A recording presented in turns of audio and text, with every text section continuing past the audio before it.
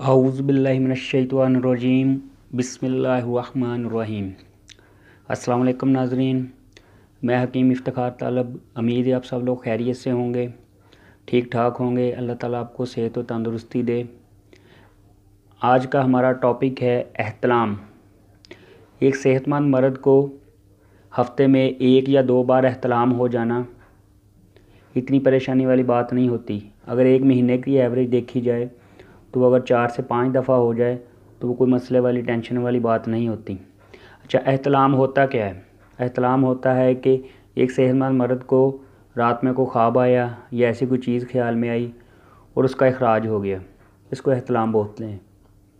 इसमें ज़्यादातर होता है चित लेटना, बिल्कुल सीधा लेटना। इसकी ये भी वजह होती है ज़्यादा गर्म चीज़ें खाना, ये भी वजह होती है मैदे का ख़राब होना, ये भी वजह होती है। इसके अलावा ऐसे वैसे ख़यालात में खोए रहना, ये वजह भी होती है।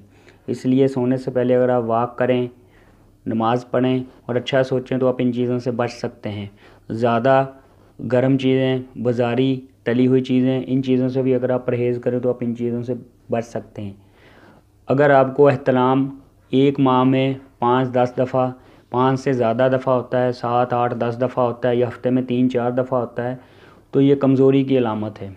इसके लिए आपको इलाज करवाना चाहिए। इसके लिए इलाज लाजमी है, वरना आपकी जो मर्दाना क़ुव्वत है, ताकत है, वो बहुत ज़्यादा मुतासर होगी और बाद में इसका बहुत ज़्यादा नुकसान होगा।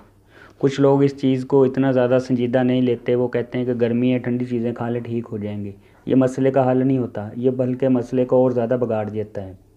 अगर आपके साथ ऐसी सूरत हाल दरपेश है तो आज ही दवाखाना हकीम तालब हुसैन पे रब्ता करें और नीचे दिए गए नंबर पर व्हाट्सएप या कॉल भी कर सकते हैं, ताकि आपका ये मसला ठीक हो जाए, आप पुरसकीन ज़िंदगी गुजार सकें और आपके कपड़े भी नापाक ना हों और आप आसानी से इबादत भी कर सकें। उम्मीद है आपको मेरी ये वीडियो पसंद आई होगी। अल्लाह ताला आपको सेहत और तंदुरुस्ती दे।